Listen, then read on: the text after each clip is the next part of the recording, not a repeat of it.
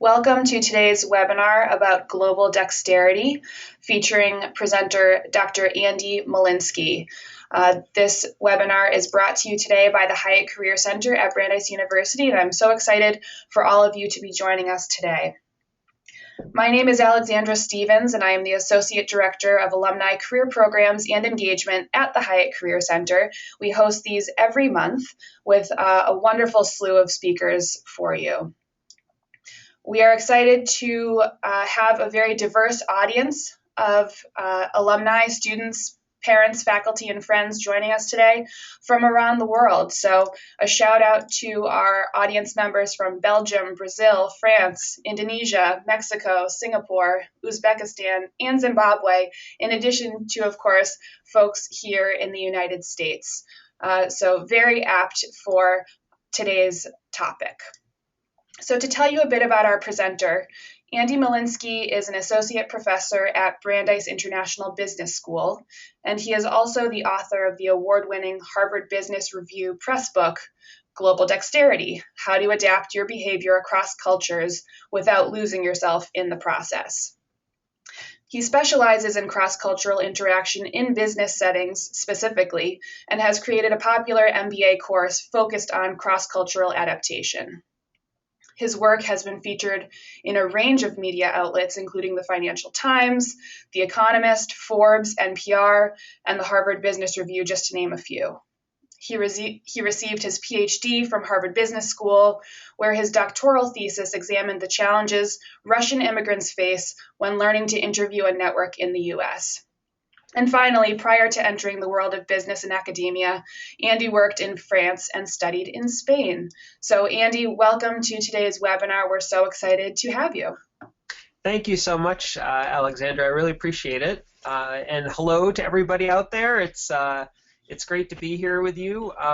As I'm speaking, I'm wondering if I know any of you. Well, maybe we can talk about that in the Q&A, but I'm really happy to be here to talk with you about global dexterity. So here's our plan. First, I'd like to give you a bit of introduction to global dexterity. Then we'll talk about the challenges of developing global dexterity, and then we'll talk about managing and overcoming these challenges. So that's our game plan for the next hour.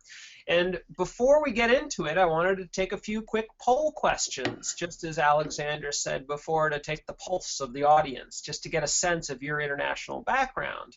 So let's do a poll. So the first question I have for you is, have you ever lived or worked abroad for more than 3 months? So the question's now up on your screen. If you can just take a quick moment to weigh in yes or no, and we'll share the results with all of you. Give you about 5 more seconds. Okay, looks like almost everyone weighed in. So Andy, just sharing the results now. It looks like it's about half and half, exactly half and half actually. 50% yes, 50% no. Okay, all right. So that's interesting. So about half and half. So question 2, have you ever traveled abroad for business? Okay, this next one's up on your screen now. This will probably be the most interactive portion of our presentation until the Q&A at the end, so we'd love to hear from you. Have you ever traveled abroad? Okay, and this one looks a little bit more split, so 61% yes and 39% no. Oh, okay, interesting. And then finally, during the past month at work, now I know some of you are students, so you might not technically be working, but during the past month at work, have you emailed, spoken on the phone, or video conferenced with someone from another country? Okay, and we'll give you a few more moments to respond here. You guys are quick. I like this. This is gonna be a great presentation. All right, we got 100% participation this round, and vast majority, 80% yes, and 20% no. All right, so that's interesting. So it looks like many people have engaged internationally through email, phone, video conference. Fewer people, but a lot of you still travel abroad for business, and then about half and half have lived or worked abroad. So that gives us a good sense. It's a fairly international crowd. So just to set the stage. So Excuse me here. Okay, so what I'd like to start talking about is actually not global dexterity, but something very similar, which is glocalization. Now, I bet a lot of you have heard this term glocalization if you've been following the business press, and it's the idea that companies, we're going to start talking about companies, and then we're going to go to individuals, to people, but first with companies are going global, at an ever-increasing rate, but the key to glocalization is to go global but stay responsive to the local context. So here's an example here. McDonald's going into India. So when McDonald's goes into India, it's not so easy for them just to introduce their regular old Big Mac, for instance, because there's a beef burger in there. And in India, millions of people don't eat beef for religious and cultural reasons. So instead, they created the Chicken Maharaja Mac and the McVeggie, for instance. So that's an example. And by the way, I've heard mixed reviews about these. I haven't tried either of them myself. Maybe some of you have. Maybe you could chat that in if you've tried them. But I've heard mixed reviews. But the idea here is that McDonald's is going global, but being responsive to the local context. Another example. Kit Kats. Now, if we were all here in person, I'd ask you to raise your hand if you love Kit Kats. And it was actually really funny. This morning, I dropped my son off at work, true story, and a little boy was rushing into the school and out of his backpack dropped a candy bar, and it was a Kit Kat. And everyone looked at it for a moment, and then everyone started grabbing it, and one kid joked, "Wait, that's mine! Like I dropped it." And the point I want to make is that it's a very popular candy. It's a very delicious candy. It's one of my favorites. In some ways, I think of it as almost like a quintessentially American candy. I always, I remember Halloween having Kit Kats, but glocalization happens. And if you go to Japan, maybe some of you have tried these. You could chat that in as well if you'd like. But you go to Japan and you can see a strawberry cheesecake Kit Kat, or a soybean Kit Kat, or a green tea Kit Kat, or a fruit parfait Kit Kat, or more. Again, glocalization, going global, but catering to local expectations, to local tastes. So let me give you one more example. This is Dunkin' Donuts. So for those of you in the United States, you know Dunkin' Donuts. America runs on Dunkin'. The tagline, really a true American brand. I grew up around Boston, very close to Waltham, actually, and I remember going with my dad on Sunday mornings to go get donuts. In fact, that's why I put that photo in the upper right-hand corner of your screen. The glazed donuts, I used to love them. I still do. I have to watch my waistline a bit now, but as a kid, I loved them. It felt so American to me. In fact, the picture you see there, the black and white picture, you might not know that the original Dunkin' Donuts is about 25 minutes, half an hour from Brandeis's campus, from right here. It's in Quincy, Massachusetts. So it's a real true American brand. But then you go to Korea, and you can get a kimchi croquette donut. Anyone ever tried one of those? Or a pork floss donut in China. And actually, I have several Chinese students at the International Business School at Brandeis who tell me that those are actually really good. So who knew? Pork floss donuts in China. So the point here is glocalization. It's going global, being responsive to the local context, but also, we didn't mention this yet, but this is key, maintaining your brand integrity. Companies want to go global, they have to go global, but they want to maintain who they are in the process, not to lose their essential identity. And so that's the key link between glocalization for companies and global dexterity for people. So glocalization for companies is the idea of going global as a company but maintaining your brand integrity.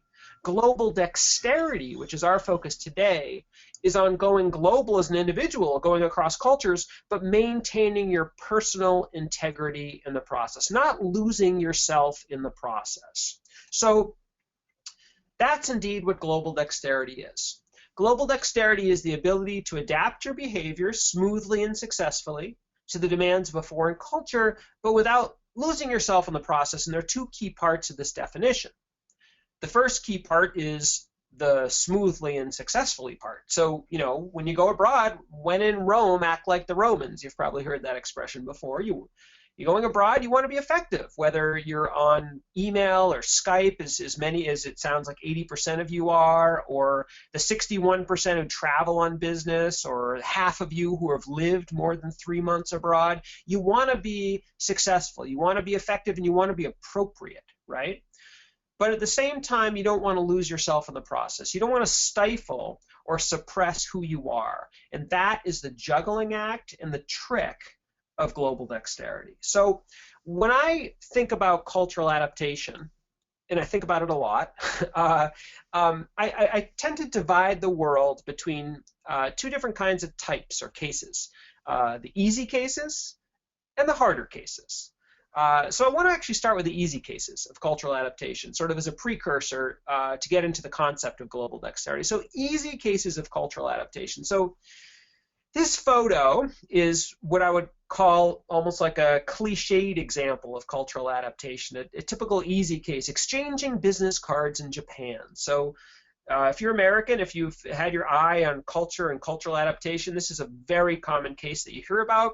I have to admit, by the way, I'm confiding in all of you that this photo was not taken in Japan, actually. It was taken in Honolulu, which is close to Japan, but not in Japan. Although the man on the left is indeed Japanese. You can see him wearing the lei around his neck. He's in Hawaii.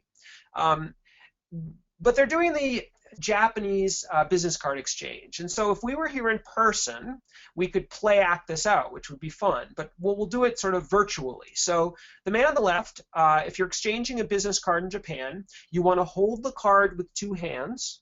You want to bow slightly, as you see. And you might not know this, or maybe you do, that you want to have the writing face the person receiving the card, the writing, in other words, to make it easier for that person to receive and see your information. And when you do receive that information, you hold it with two hands. As you see the man on the right, you probably never would have guessed, by the way, the man on the right with a flowered shirt is American. So you receive the card with two hands.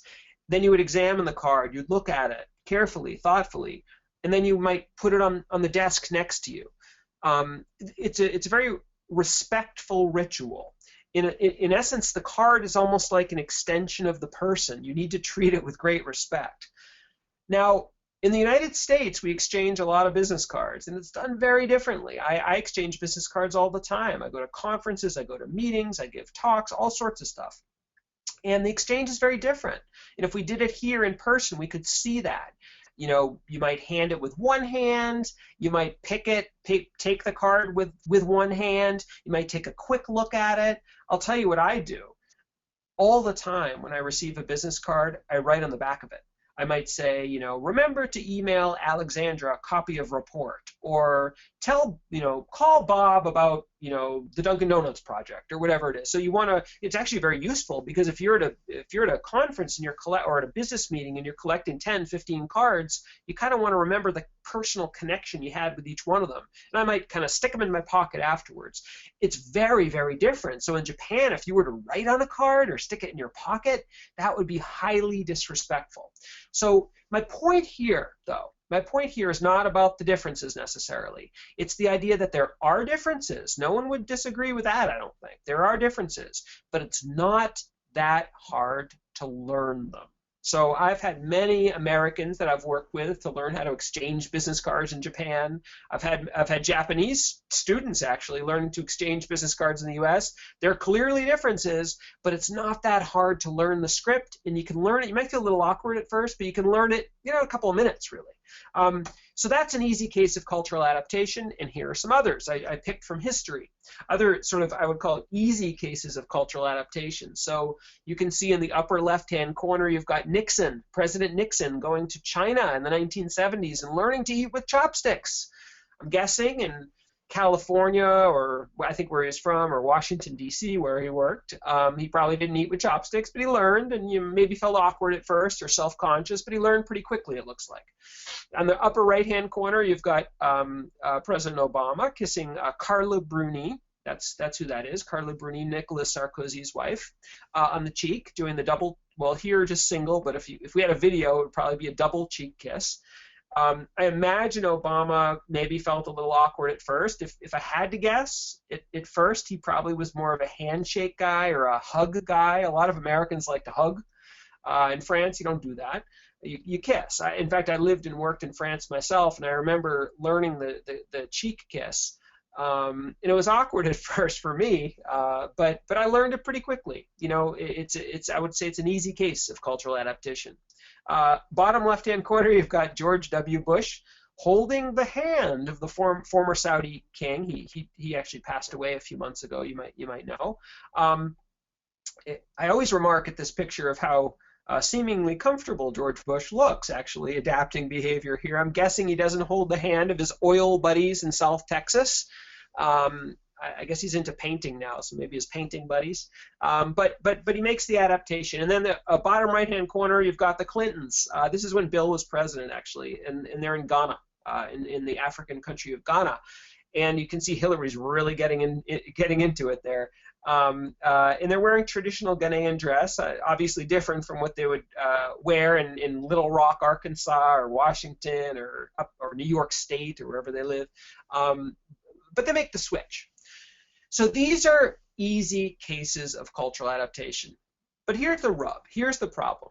The problem is that for those of us living and working abroad, students who come to Brandeis to study and then eventually to try to work in the United States, or Americans who want to work abroad, or anyone in any of the companies that we work for, that we send abroad for a significant amount of time, or who come to our companies and are working, many other situations are what I would call harder cases of cultural adaptation. So, for instance, what if you come from a modest culture where you were taught all your life to speak only when spoken to, and then all of a sudden in a US firm, you need to be assertive. You need to assert your voice in a meeting, let's say. And that can be incredibly challenging. It's not just learning the script or the rules, it's acting against the grain of who you are, of your values. Or delivering a presentation. Let's say I had a student from the Netherlands last year who comes from a culture where you don't make jokes or show Dilbert cartoons or really put much of your personal self at all into presentations. It's much more dry and straightforward. And he really wanted to make it in the United States, and he knew he had to be more engaging, more charismatic in a presentation, and he felt so disingenuous and inauthentic doing it. It was a big impediment for him to succeed at his job. Bottom right-hand corner, giving feedback. You could come from a culture where, let's say, it's an indirect culture. It may be an East Asian culture where you don't give direct negative feedback, but in the United States, let's say you need to. Or the reverse. Let's say you come from the United States where you're used to, I don't know if you know about this, the feedback sandwich, the sandwich approach to feedback, where you give positive feedback at first, and then some negative feedback, and then some more positive feedback. We'll talk about that in a second, by the way, again. And then you go to Germany or Israel, and you have to give very direct feedback, let's say, and that can be very uncomfortable. Or in the bottom left-hand corner, I would say this is the #1 challenge for the foreign students at Brandeis, whether they're graduate students or undergraduates promoting themselves. You come from, again, a deferential culture, a modest culture, where you're not supposed to toot your own horn. But then you come to the United States, and you need to go to networking events, and you need to talk about the value you can add and why you're the best candidate or a great candidate for the job. That can be deeply uncomfortable. So don't take my word for it. Let's look at a couple of examples. The first example I want to show you is actually from a Brandeis student. This is an MBA student from India I had a few years ago. And this is his experience trying to self-promote at a networking event. This is what he wrote about his experience. He said, "I feel that I am performing a sin." That's what it feels like to him. "Trying to become something that I am not. Being artificial and fake. I try to sell myself, bragging about my abilities to a stranger." That's what it feels like for him. "And that feels so weird and selfish to me. It makes me feel like I'm doing things to achieve my objectives at all cost." So imagine yourself in that situation, and imagine feeling those things and feeling them pretty intensely. You can imagine how hard it would be to actually, first of all, get up the courage to go in the first place. And many people don't. They avoid it. Or even going there and doing it, very difficult. And that's one of these harder situations. Another example. This is an American. The next example I want to quickly show you is this is a guy who graduated from college, worked for a while, got an MBA, and decided, born in the United States, decided he wanted some more international experience. He learned German in college and in graduate school, and so he thought Germany would be a good place to go. So he got a job as a manager at a German firm. He was a very experienced manager, very experienced guy. And I remember when I interviewed him for my book, Global Dexterity, I asked him, what were the challenges of working in Germany? And immediately, without missing a beat, he said to me, oh my gosh, giving feedback. And what he was saying is just that what I was talking about before about the sandwich approach. He said, in the United States, you have the sandwich approach where, Bob, you're a great worker, Bob. We really appreciate what you're doing. You're doing some great work.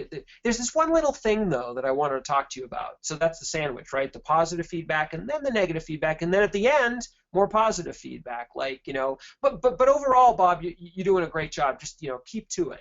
So that would be the sandwich approach. In Germany, what he told me, and this is true, there's no sandwich. If the positive feedback represents the bread, there's no bread. It's just meat.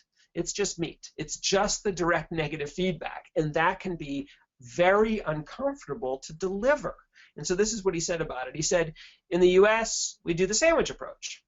But in Germany, there's no preamble.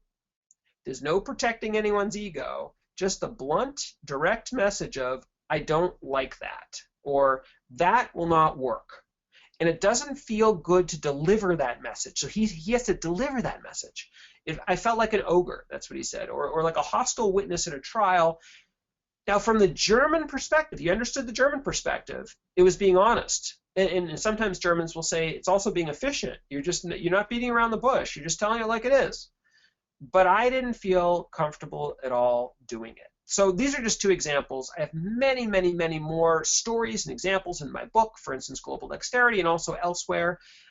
And what I find is it all boils down to three core challenges that people face when they try to adapt and adjust their behavior across cultures.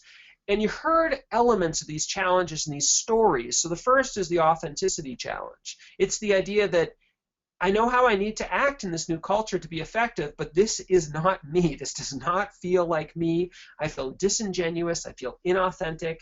I feel sometimes even guilty. Some people feel guilty that they're acting against the rules of their culture. And what would people from my culture think about this? Different from the authenticity challenge, but something people can also feel is the competence challenge. For instance, this American manager in Germany felt that he was always self-conscious, he told me, about how blunt to be. He knew he needed to be more blunt in Germany, but how blunt he's supposed to be. He was always worrying he was being too soft or, on the other hand, too blunt. He never knew where to be. And he just didn't feel like he was good at it. He felt embarrassed, frankly, and sometimes even ashamed. And he definitely felt anxious, performance anxiety around that. And that's true of others as well. So definitely also the Indian MBA student felt a competence challenge as well. Then finally, so you've got inauthenticity, you've got incompetence, and then some people feel resentment. They think to themselves, you know what? I was actually a really good manager in the US. And why do I have to act in this way in this new culture? Logically, I get it. Logically, I understand it. I'm smart. But psychologically, I'm frustrated. I feel that this is an imposition, and I feel angry. I remember when I was doing my PhD work, this is a long time ago, I was studying Russians, learning to interview in the United States. And interviews are very different in Russia. Small talk in particular. And I remember one woman, she had 11 failed interviews. She was so frustrated. And her biggest problem was small talk. And in Russia, you don't make small talk like Americans do, this sort of friendly, upbeat small talk. And I remember she said to me, in my country, if you act like this, you look like a fool. And she was so resentful of the fact that all her qualifications, none of that seemed to matter. It was just whether she could talk about the weather. And so all this can create what we call psychological toll, and that's the paradox of global dexterity. So the paradox is pretty simple. to adapt behavior, you need to be flexible, right? That's the essence of flexibility, adaptation, right? You have to be flexible. But the problem is that when you're feeling anxious, when you're feeling embarrassed, when you're feeling disingenuous, when you're feeling resentful, when you're feeling these disruptive feelings, it's very hard to be flexible. Think to yourself, for instance, the last time you were very, very anxious about something, like super anxious about something. Do you think that was your most creative moment? Probably not. In fact, what we find in psychology is that that's your least creative moment. You tend to revert to your learned dominant response. You're not able to create and invent and be entrepreneurial when you're feeling such intense emotion, and that's the paradox. That's the conundrum. So the question then, of course, is how to develop global dexterity, and that's why I wrote my book. That's why I created a course at Brandeis International Business School, trying to help our students, both American and foreign-born, to learn to adapt and adjust their behavior across cultures more effectively. This question essentially drives my work. So I'm going to give you a taste of it today. We don't have enough time to deeply dive into it, but I want to give you a good taste of it. So there's essentially a 4-step plan. And the first step, so imagine you're in a new culture. I know it sounds like many of you have had this experience. And you're in a particular situation in that new culture.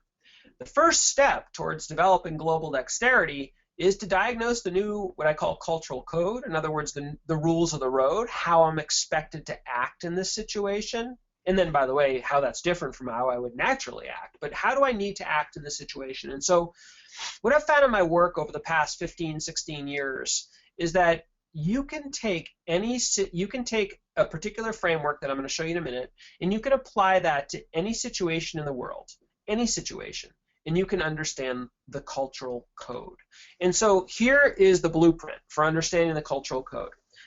You can understand any situation, and I'm going to give you an example in a minute, in terms of the level of directness, the expected level of directness. How straightforwardly am I expected to communicate in this particular situation in this culture?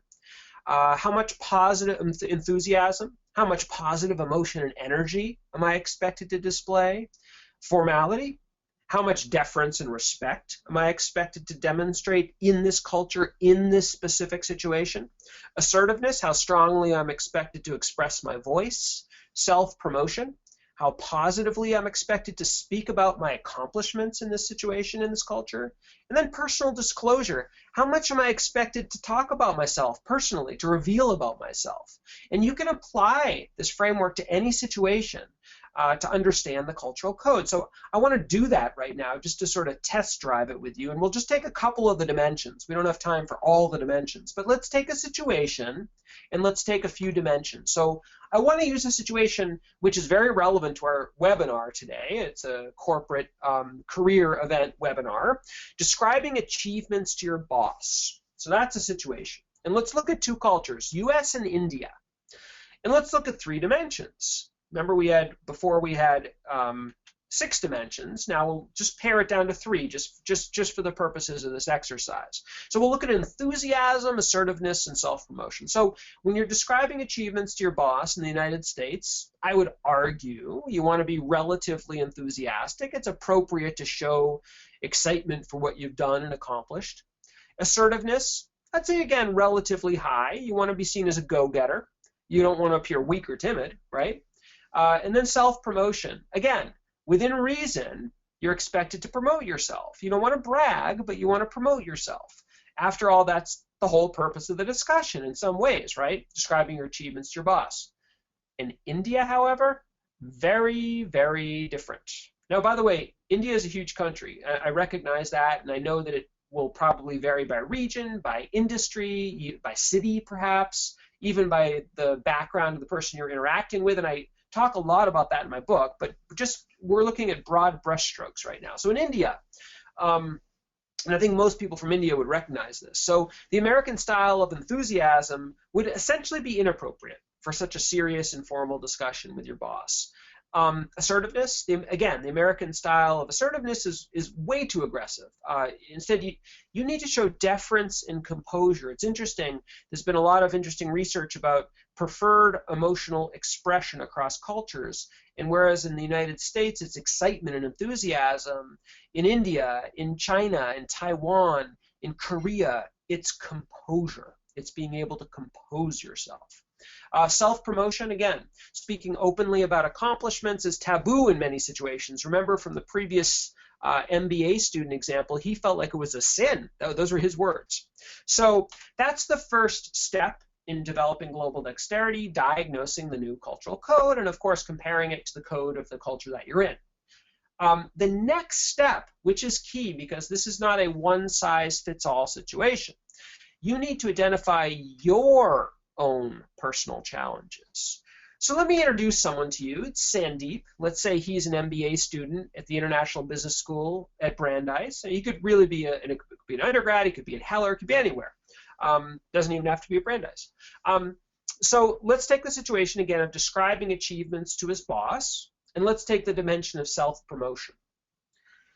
So in India, it's not common, and in fact, it's inappropriate to promote yourself in this type of situation, typically. And Sandeep, I guess, is sort of a typical Indian guy.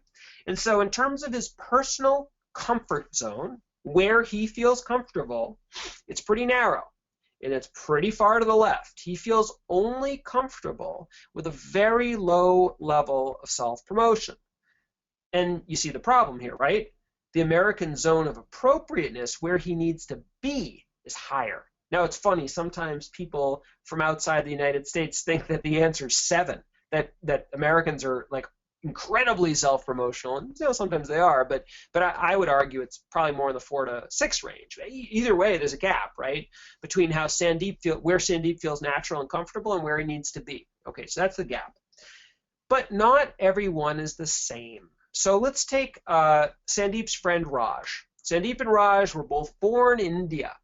Sandeep was raised in India, has sort of Indian family values, you could say, and went to university in Mumbai. Okay, that's Sandeep. Raj has a bit of a different background. He too was born in India, but he was raised with a British mother and an Indian father, or vice versa, either way. And he had a mixed sort of bicultural background in terms of family values. And then he decided to go to Brandeis for college. So you can predict, you remember before we looked at Sandeep's personal comfort zone. Do you remember how narrow it was in terms of a 1 or a 2? Now, if you were in person, I could ask you, but I'm guessing you'd probably predict that Raj, given his background, has a much wider personal comfort zone, given his more multicultural, cosmopolitan upbringing, and that's exactly what you find. So you see Raj's personal comfort zone is much wider. He can be Indian. In other words, he can feel comfortable in a traditional Indian style, the 1 or the 2, but he also feels comfortable up the chain. So there's actually a intersection, not a gap, but an overlap between Raj's personal comfort zone, where he feels comfortable, and the American zone of appropriateness. So it's probably not that hard. In fact, probably quite easy for Raj to promote himself in the United States. So the 4-step plan: diagnose the new cultural code. Check. We talked about that. Number 2, identify your own personal challenges. Check again. We talked about that. The 3rd step is key. This is the action step. This is what you can do about it. And this is what I call customizing your behavior. Now, it's funny. Oftentimes, I get the idea, from having done this for many years, that people, when they're going abroad, think you have to adapt sort of in this way.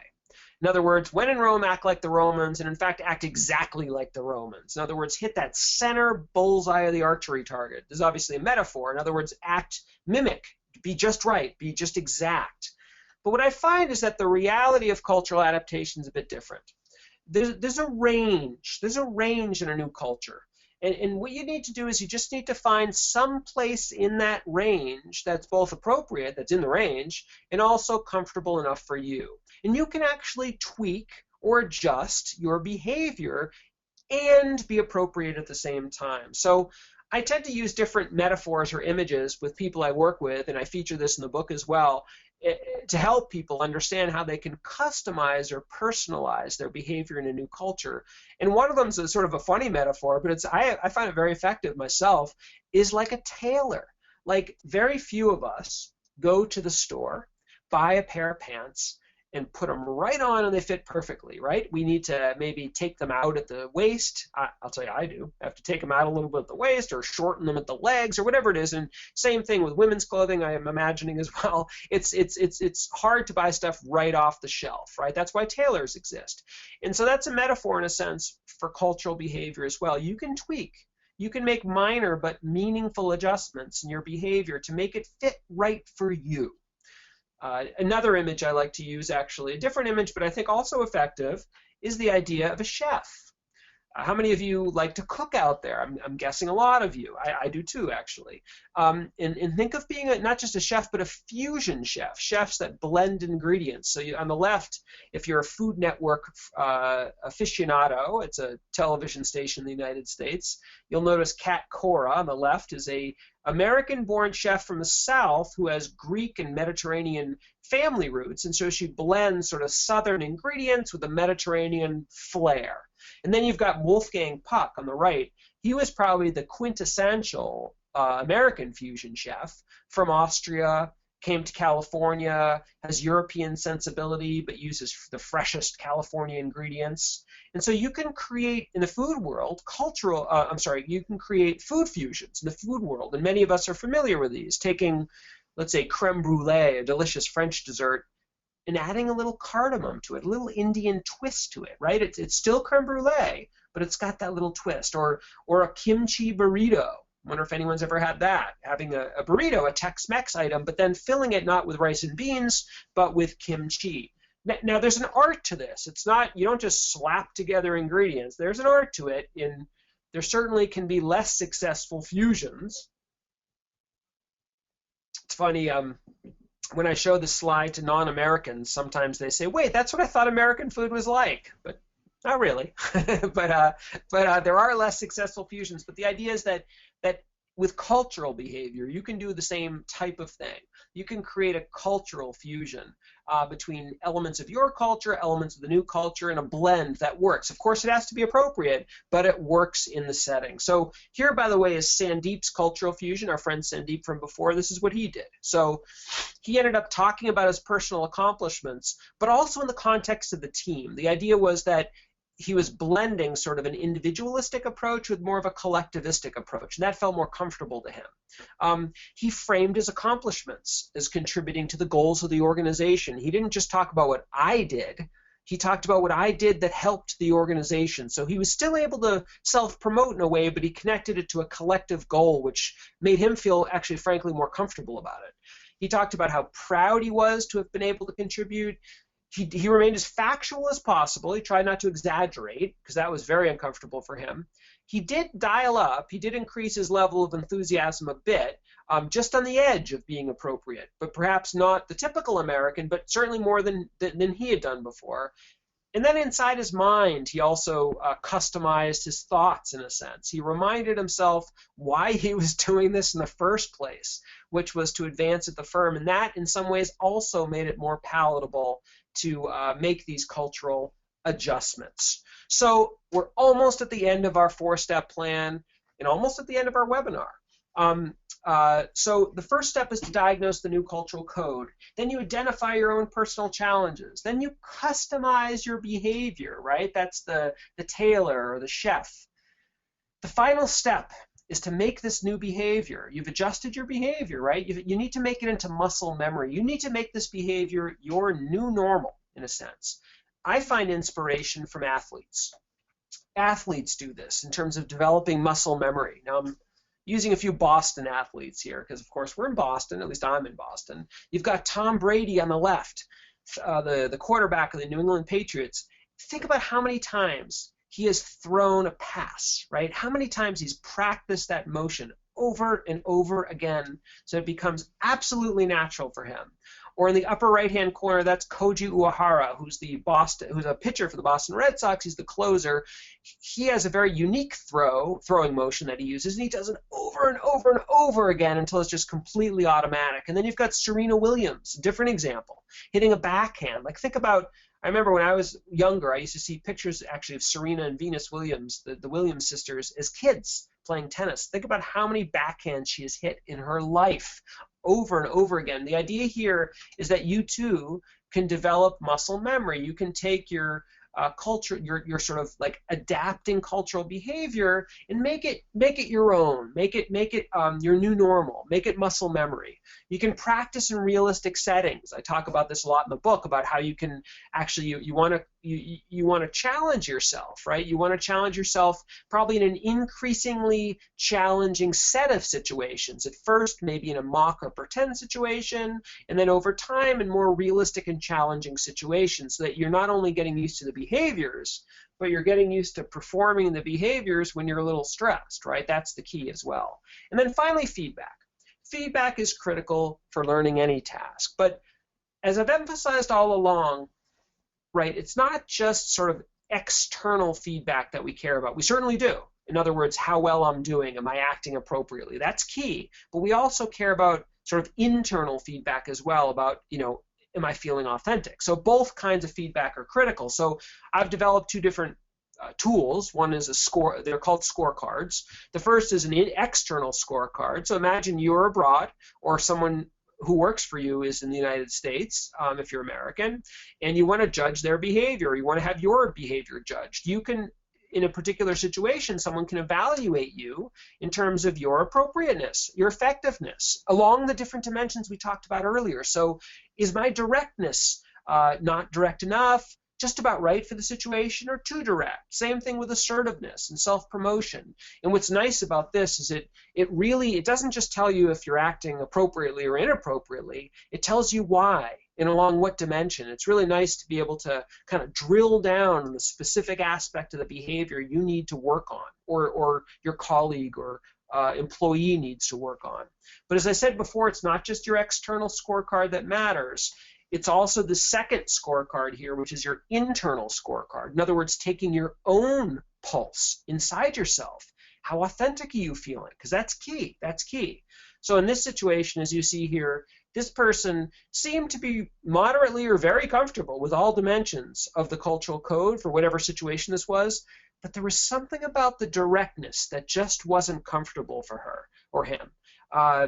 There was something about it, and that can really start an important conversation, introspection, additional training to really understand why it's the directness and how that can kind of unlock the key of cultural effectiveness or authenticity inside yourself. And so in the end, the overall goal here is competence and authenticity. So I created this little diagram.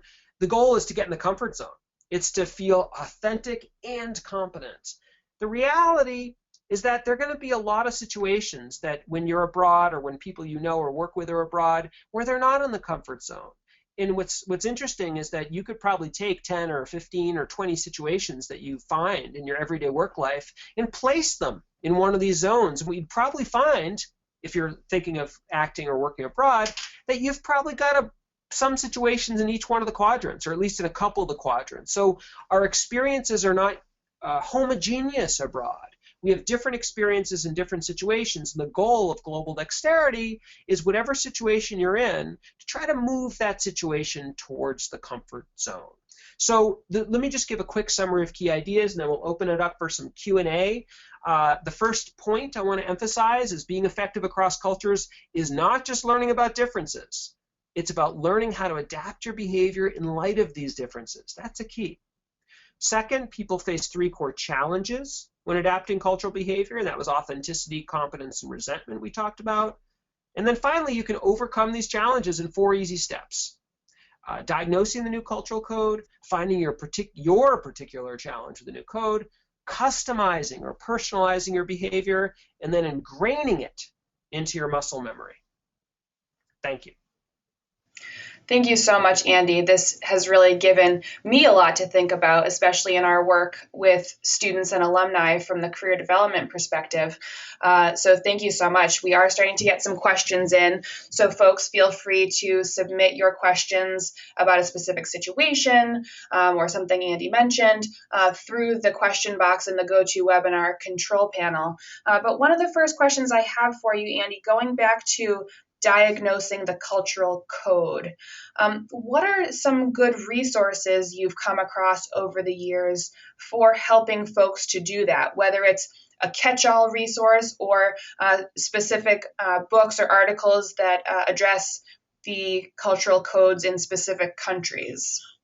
Yeah, that's a great question, Alexandra. So I think you can get at it a lot of different ways. You can sort of get at it in a quick and dirty, rough way by looking. There are certainly a lot of resources on the internet, and there are a lot of books. In fact, I'm looking at my bookshelf right now. I'm in my office at Brandeis. I've got about 20 different books about different cultures, each book about a different culture. But frankly, what I find the most useful is finding a mentor. Because oftentimes, or maybe even more than one mentor, because oftentimes it's not just the fact that I'm in Denmark, it's the fact, I'm just picking a country, it's the fact that I'm at IBM in Denmark, or that I'm in Copenhagen instead of Jutland, because if I'm in Jutland in the west coast of Denmark, that's very different from being in Copenhagen.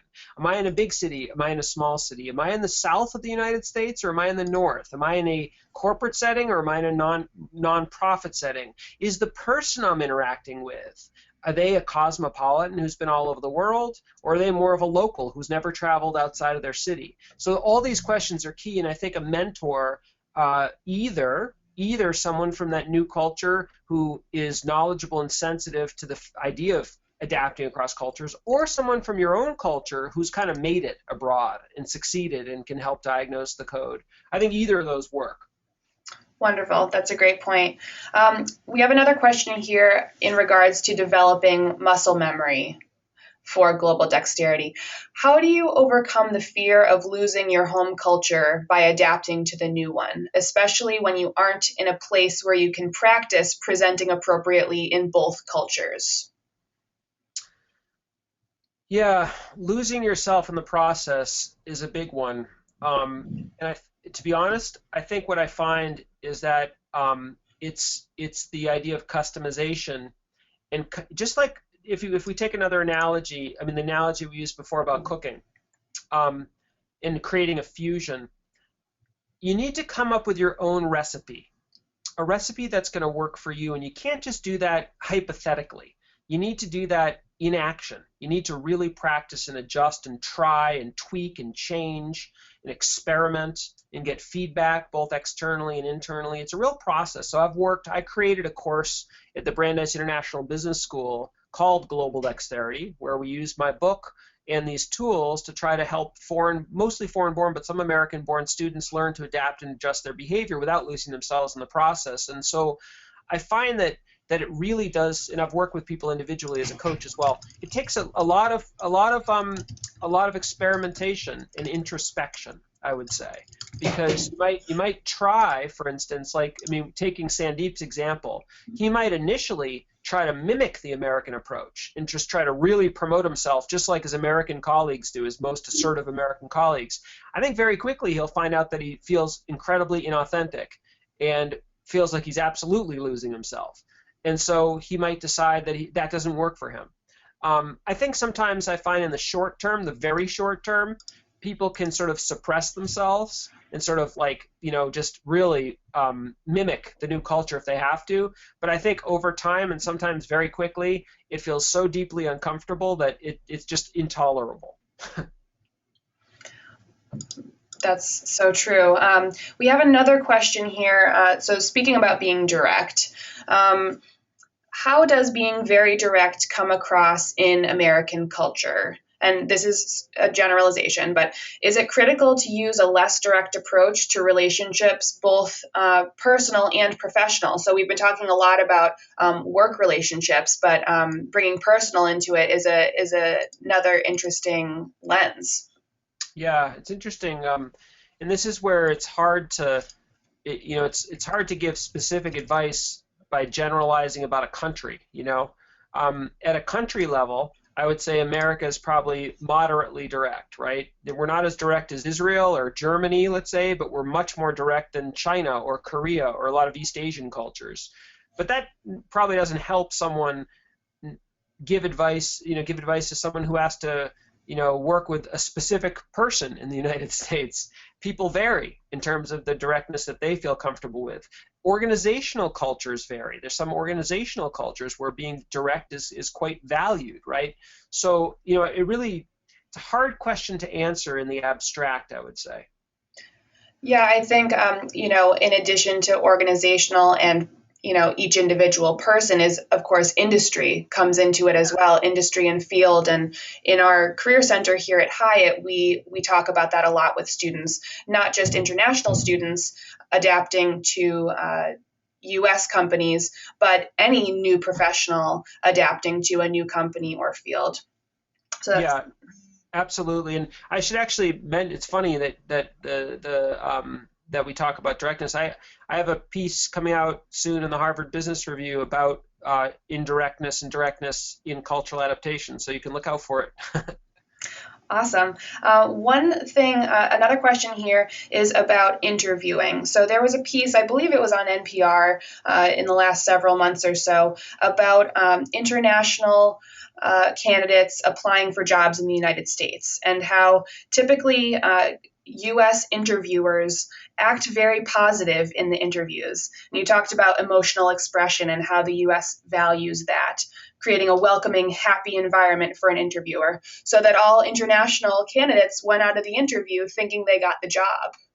Can you comment on that at all from like the interviewer side of things when you're interviewing someone outside of your culture? So yeah, so it's a tricky question if I understand it correctly. That as an interviewer, if you're a culturally savvy interviewer, you might have a foreign-born candidate, and you might in your mind say, this candidate is not as enthusiastic or as emotionally expressive as some other candidates, maybe from the U.S. But I want to be careful because I don't want to assume that person really doesn't like, because I think the initial assumption is from the American perspective is, this person doesn't seem as interested in the job, or they're not as confident or something like that. And that could absolutely not be true. So it's important to be able to try to find other sources of evidence of what you're looking for. So don't just assume by the style, don't make assumptions about the person based on their style alone. Also look for other clues about the questions that you're trying to answer. But the problem also, though, from an American interviewer's perspective, I think, is that ultimately if you're trying to hire this person, it really depends what kind of job you're looking to hire them for. So if you're looking for, let's say, some sort of customer interface type of job, where in your culture, your organizational culture, you were actually looking for people who are very upbeat and enthusiastic. Even though this foreign-born person might be a very confident person and just doesn't feel comfortable being enthusiastic, in the interview you might sort of discount that and say, okay, but they're a good candidate anyways. They still might not be a fit. You actually might not want to hire them because that cultural difference might end up being a liability for the particular position you're hiring them for. So I think it gets really complicated. Yeah, absolutely. Andy, any final thoughts here? I do welcome any additional questions. We still have time for a couple more if folks want to weigh in. But could you share with us maybe one of your most interesting stories? You mentioned having interviewed a number of folks for your book. An interesting story either of someone having really wonderful global dexterity or maybe the opposite. A story that was a really big learning experience for someone that you spoke with? Um, yeah, a single story. It's funny. One of the stories that always just stays with me is a story that when I was actually doing my PhD dissertation, which was in 1997, 98, working with Russians trying to interview, and these folks have tremendous resumes. Many of them are engineers and with multiple degrees and lots of technical experience, and just like how the human experience of working with these folks and how incredibly frustrating it was to them that they're so deeply experienced and qualified, but that the soft skills were such an incredible liability for them, and the cultural skills. And this one woman I remember had 19 unsuccessful interviews. I think I spoke about another woman who had maybe 10 or 11, but this other woman had 19. And I remember the center where I was working at brought me in to try to help her, and I remember her telling me, I don't know how I can switch my behavior when she says, in theory, I understand the differences. I could write them out to you. But in practice, when the lights go on and when I feel the pressure, I just can't use what I know. And I think that that story has always motivated me because it's not just an issue of cultural differences. I think a lot of in the business writing about culture, a lot of books about culture, all people talk about is cultural differences. Frankly, when companies hire cross-cultural consultants, they hire people to teach differences. And that's useful, that's important. But that's not the whole story. That's just step one of the story. The real challenge people face isn't just differences. It's being able to adapt and adjust your behavior in light of those differences. And that is what motivates my work. Wonderful. So I think this is a kind of fun question to end on here. So one of our listeners said that one of the biggest problems they've had was adjusting their sense of humor based on what was funny and what was not in a different country. What are your thoughts on humor cross-culturally? That's a tough one. Be careful. Yeah. Be careful. I think humor is one of the most challenging things to pull off. You know, when you think of telling a joke, there's the dexterity, not just cultural dexterity, but linguistic dexterity that you need to tell a good joke. Is challenging. And then, of course, there are also other rules around taste, right? What might be funny in Italy might not be funny here, you know, et cetera. So, you know, I think humor is important, and I think personal relationships are critical in order to help melt away cultural barriers. But I think you should also tread cautiously. Right. It looks like we have one more question here. I think we can sneak it in. Given that you've worked with a number of Brandeis students specifically, but a number of folks throughout the years, how would you suggest improving enthusiasm, assertiveness, and directness among international students in the United States? So what do you tell your students? I tell them to buy Global Dexterity. The reason I say that is just because that's the whole, like what you just asked is exactly why I wrote this book. This is exactly why I do what I do. The answer is what I tried to present today. It's understanding the rules, understanding the difference between how I feel comfortable and how I need to behave. It's learning to customize and tweak and find my way of doing it. And then it's making that into muscle memory. It's exactly what I talked about today. It's not easy, though. I really have empathy for people trying to do this. I have lived and worked abroad myself. And there's a whole other language element to it that we haven't really talked about that's also very challenging. So that's what I would say. I really encourage anyone listening, feel free to connect with me on Twitter. I'm on Twitter, on LinkedIn. Email me. I'm happy to continue the conversation. I'd love it if you were interested in my book. I write a lot for Harvard Business Review. Check out those articles, and I'm happy to continue the conversation. Wonderful. I think another thing to add that you mentioned before was that important feedback loop. So finding someone that you trust, finding someone who can give you feedback on your cross-cultural competencies. And that's certainly something we offer in our office. We have an interview coaching night, for example, which is really wonderful for all students, but especially international students, to practice responding to interview questions in a U.S. context. So that feedback loop certainly helpful as well. Absolutely. Well, thank you so much, Andy. This has been so interesting for me, again, from the Career Center perspective here at the Hiatt Career Center. Wonderful to have you share your expertise with us today.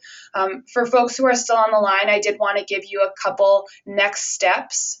So if we could flip to that slide.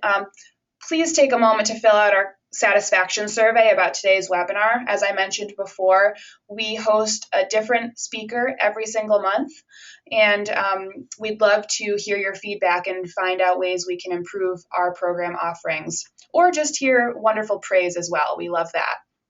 Our next webinar coming up is about diversity and inclusion. It's with another alum, Cheryl Axelrod, class of 90, and she is going to be talking about how diversity inclusion can actually be profitable in companies today. And so that's on Thursday, May 14th. Andy mentioned LinkedIn. We have a networking group on LinkedIn called Brandeis University Career Connections. It's open to the full Brandeis community, including alumni, students, staff, faculty. Anyone who wants to be a part of it can, and we have some wonderful conversations going on there. If you do want individualized coaching as well for your career, all Brandeis undergraduate students and graduates of our undergraduate program can make a free career counseling appointment either in person, phone, or via Skype for those of us who are joining us from abroad. And you have the number for that right here on your screen. And then lastly, just wanted to give you our contact information here. All of the presentation today is being recorded, and so you'll all receive a link to that recorded version later on this afternoon. But if you do want to get in touch with the Hiatt Career Center, please visit us online or on our social media accounts, and we'd be happy to continue the conversation with you. So again, from myself, Alexandra Stevens at the Hiatt Career Center at Brandeis, and on behalf of Brandeis International Business School and Andy, thank you so much for joining us today, and we hope to see you online for another webinar in the future. Have a great day.